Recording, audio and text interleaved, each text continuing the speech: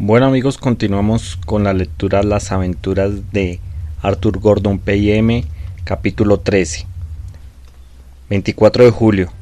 Esta mañana nos hallábamos extraordinariamente restablecidos física y moralmente. A pesar de la peligrosa situación en que nos encontrábamos, ignorábamos de nuestra posición, aunque seguramente a gran distancia de tierra, sin más provisiones que para 15 días a lo sumo, y esto con gran economía, casi sin agua y flotando a merced de los vientos y de las olas en el más simple naufragio del mundo. Los peligros y las angustias más terribles de los que tan milagrosamente acabamos de escapar nos hacía considerar nuestros actuales sufrimientos como un mal menor. Tan ciertos es que la felicidad y la desgracia son completamente relativas. Al salir el sol nos preparamos para reanudar nuestra tentativa a fin de sacar algo de la despensa, pero un vivo aguacero con algún relámpago nos obligó a preocuparnos de recoger agua por medio del paño que ya habíamos utilizado antes para este propósito. No teníamos más medio de recoger el agua que tendiendo la sábana colocando en su centro uno de los herrajes de los portabanques del trinquete. El agua conducía de este modo al centro, desaguaba en nuestro cántaro. Lo habíamos casi llenado por este procedimiento, cuando una violenta racha procedente del norte nos obligó a desistir, pues el barco comenzó a balancearse tan violentamente que no podíamos mantenernos de pie.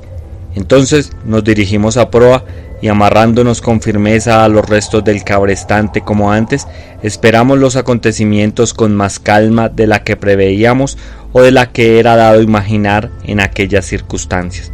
A mediodía calmó el viento y por la noche se convirtió en un fuerte vendaval, acompañado de un tremendo oleaje.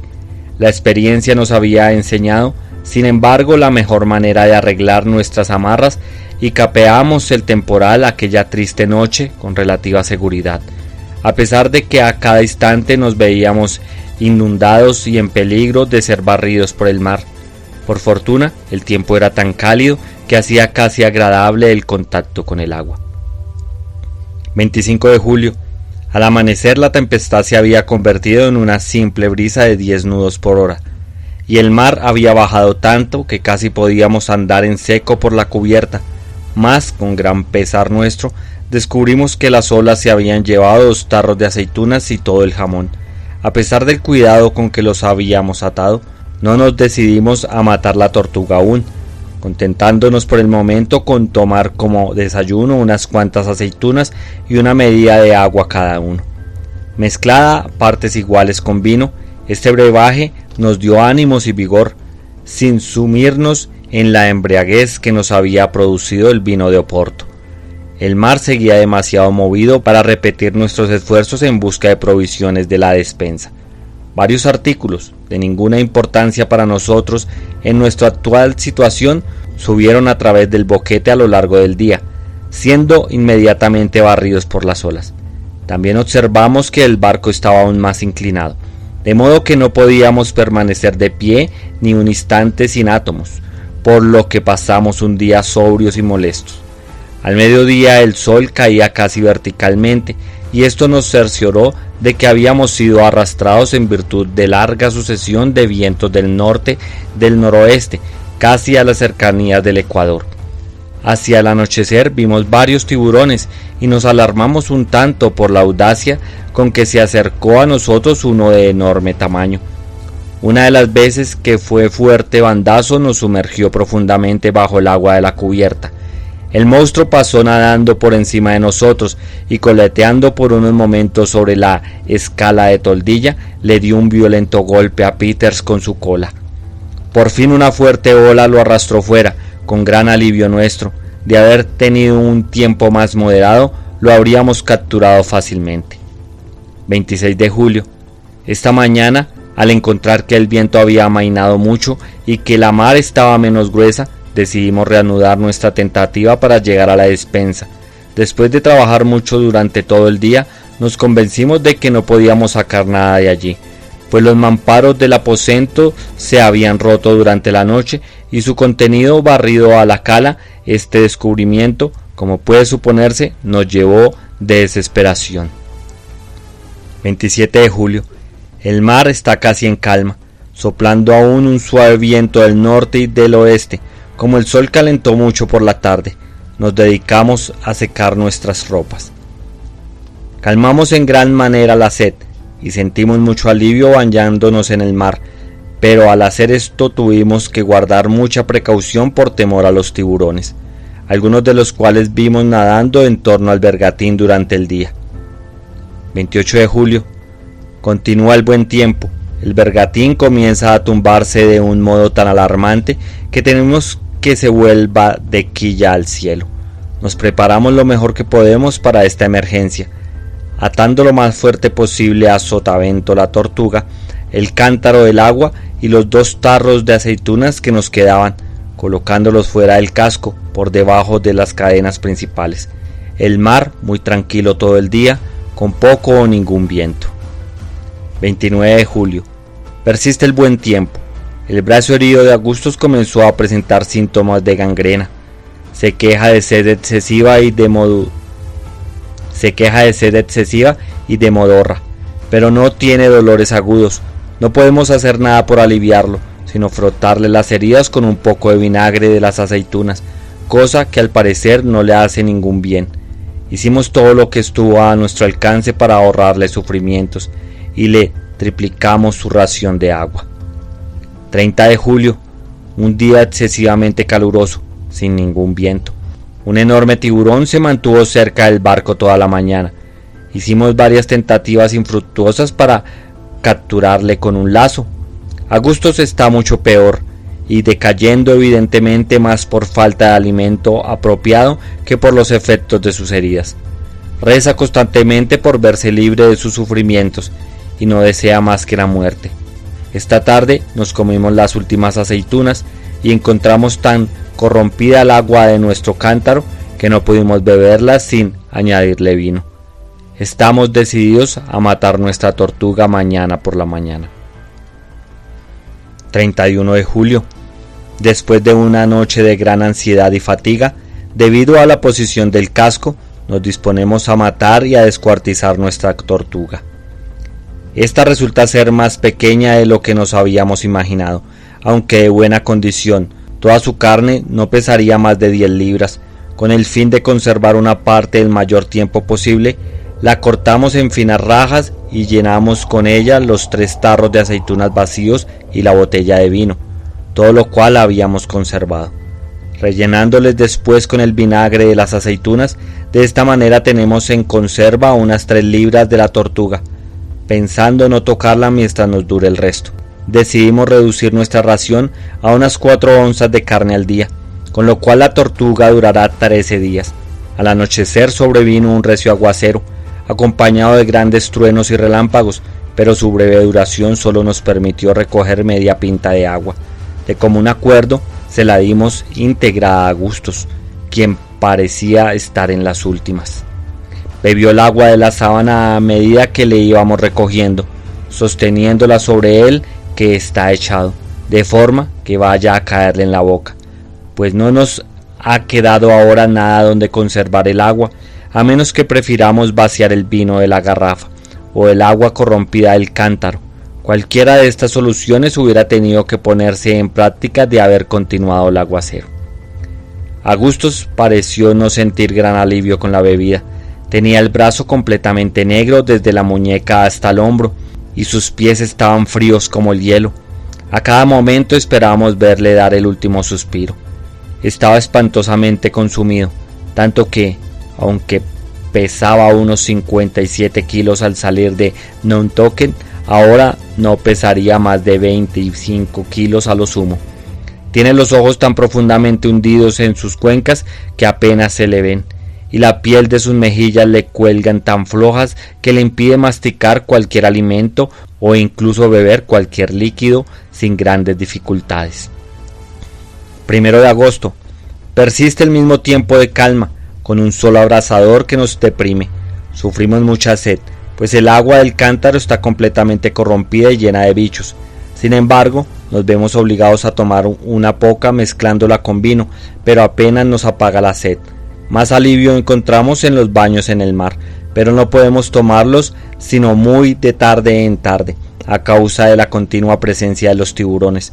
Ahora vemos que Augusto no se salvará, que se está muriendo a ojos vistas. No podemos hacer nada por aliviar su sufrimiento, que parece insoportable. A eso de las 12 expiró entre violentas convulsiones y sin haber hablado durante varias horas, su muerte nos llenó de los más sombríos presagios y ejerció sobre nuestro espíritu una impresión tan poderosa que pasamos todo el día inmóviles junto al cadáver sin decirnos nada. Hasta pasado algún tiempo después de anochecido no tuvimos valor para arrojarlo al mar. Aquello resultó espantoso, indeciblemente horrible, pues estaba tan descompuesto que, cuando Peters intentó levantarlo, se le quedó entre las manos una pierna entera, cuando la masa putrefacta se deslizó por encima de la cubierta del barco al mar. El resplandor de la luz fosfórica del agua que nos rodeaba nos dejó ver 7 u 8 grandes tiburones, mientras el crujir de aquellos horribles dientes, desgarrando la presa en pedazos entre ellos, podía oírse a una milla de distancia. Ante lo sobrecogedor del ruido, nos abismamos aterrados.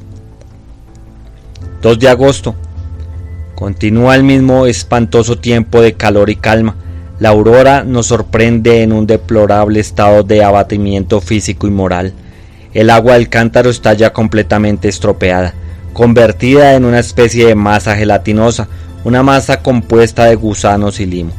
La tiramos, lavamos el cántaro hundiéndolo en el mar, echándole después un poco de vinagre de nuestros tarros de tortuga en conserva.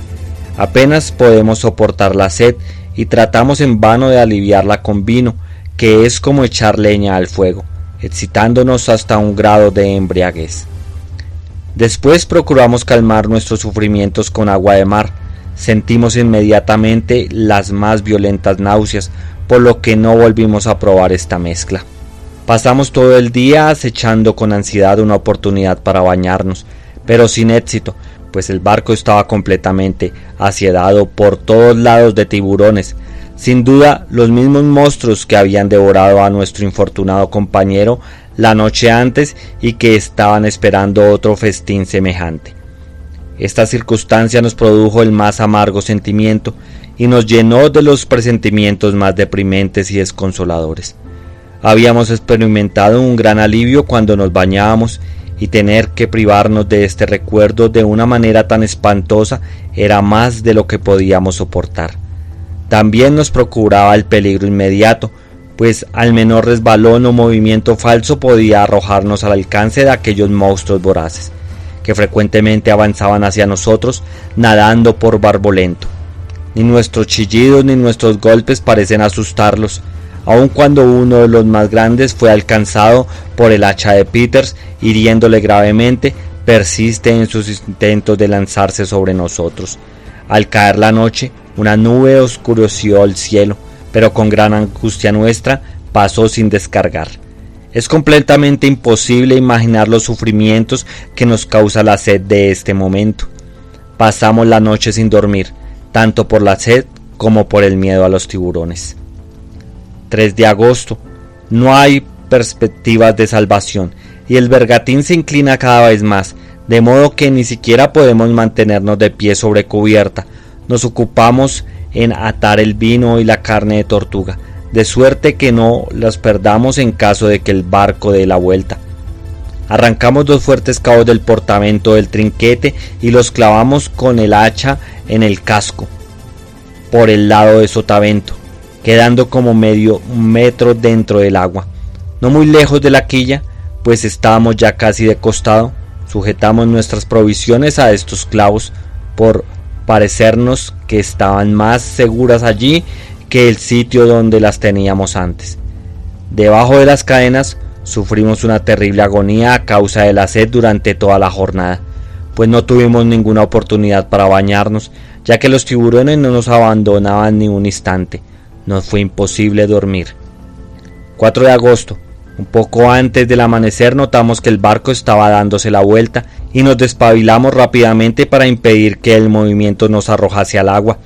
Al principio la vuelta fue lenta y gradual y nos apresuramos a trepar a sotavento, después de haber tomado la precaución de dejar colgado unas cuerdas de los clavos en que habíamos sujetado nuestras provisiones, pero no calculamos suficiente la aceleración del impulso, pues fue hiciéndose tan excesivamente violenta que no pudimos contrarrestarlo, y antes de que nos diésemos cuenta de lo que sucedía, nos vimos lanzados bruscamente al mar y tuvimos que forcejear a varias brazas debajo de la superficie con el enorme barco justamente encima de nosotros.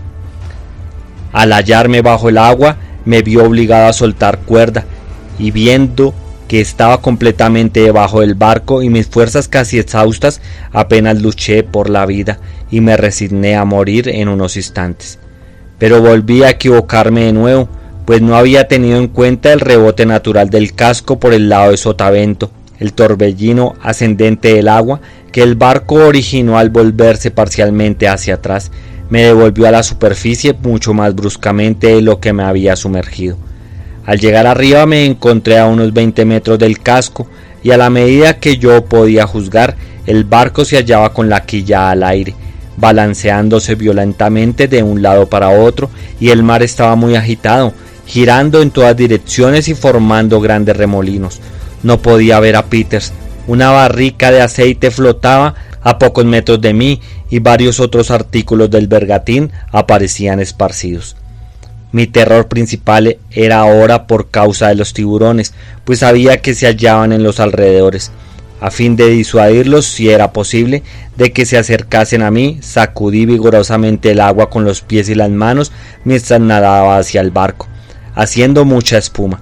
Estoy seguro de que este ardid tan simple fue lo que me salvó la vida, pues todo el mar alrededor del bergantín, momentos antes de volcarse, estaba tan plagado de aquellos monstruos que debí de estar, y realmente estuve en contacto con algunos de ellos durante mi avance hacia el barco. Afortunadamente alcancé sin novedad el costado de la embarcación, aunque tan debilitado por el violento ejercicio que no hubiera podido encaramarme en lo alto sin la oportuna ayuda de Peters, quien ahora con gran alegría mía apareció a mi vista, pues se había encaramado a la quilla por el lado opuesto del casco, y me arrojó el cabo de una cuerda, una de las que estaba atada a los clavos. Apenas libre de este peligro, nuestra atención se fijó en la espantosa inminencia de otro, el de nuestra absoluta inanición. Todas nuestras reservas de provisiones habían sido barridas por las olas, a pesar de todo el trabajo que nos tomamos para asegurarlas, y no viendo ya ni la más remota posibilidad de obtener más, nos entregamos a la desesperación, llorando como niños, sin tratar de consolarnos uno al otro. Es difícil imaginarse una debilidad semejante, y quienes nunca se han hallado en una situación parecida la consideran sin duda inverosímil, pero debe recordarse que nuestro cerebro estaban tan completamente trastornados por la larga serie de privaciones y terrores a que habíamos estado sometidos, que no podíamos ser considerados justamente en aquel tiempo como seres racionales. En peligros posteriores casi tan grandes, si no mayores, soporté con entereza todos los males de mi situación, y Peter, como se verá, dio muestra de una filosofía estoica casi tan increíble como su actual y pueril derrumbamiento. La diferencia es debida a la distinta condición mental.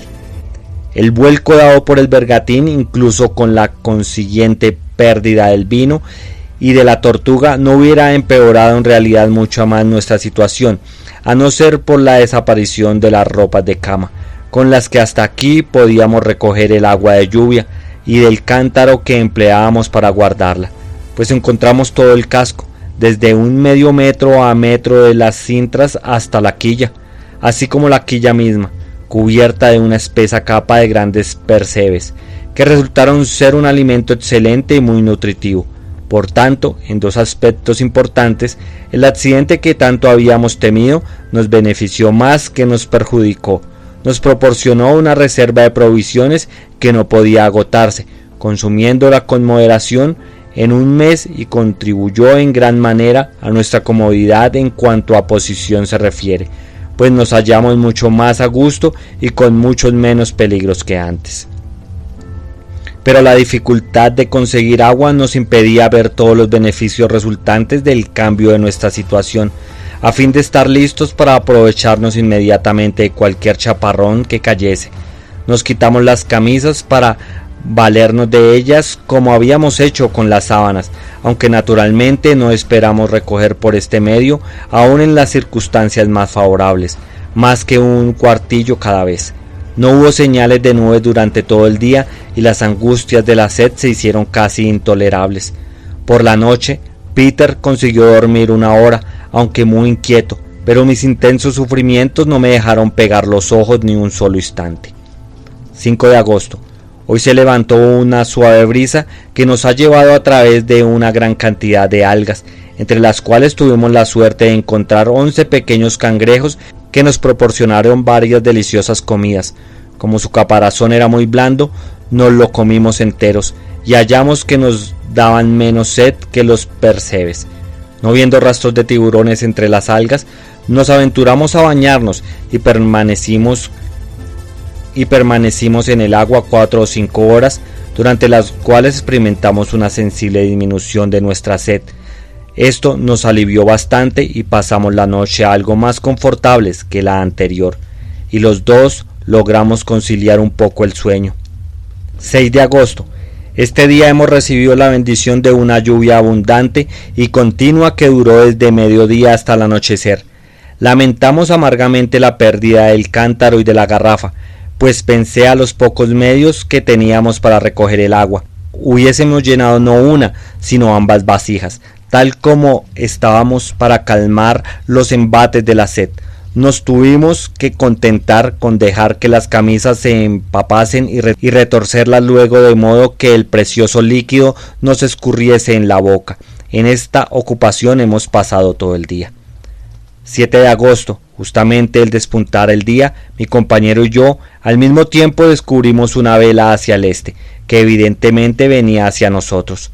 Saludamos la gloriosa aparición con un prolongado, aunque débil grito de enajenación, e inmediatamente comenzamos a hacer todas las señas que podíamos, agitando las camisas al aire, saltando tan alto como nuestro débil estado nos lo permitía, e incluso gritando con toda la fuerza de nuestro peseitones. Aunque el barco debía de estar lo menos a 15 millas de distancia, sin embargo, el buque seguía acercándose a nuestro casco, y veíamos que, si mantenía su rumbo, llegaría a aproximarse tanto que no podía menos de vernos. A eso de una hora después de que lo descubrimos, vimos claramente gente sobre cubierta. Era una goleta larga y baja, con la arboladura muy inclinada a popa y aparentemente con la tripulación completa. Entonces comenzamos a alarmarnos, pues no podíamos imaginar que nos viesen y teníamos que nos dejase abandonados a nuestra suerte.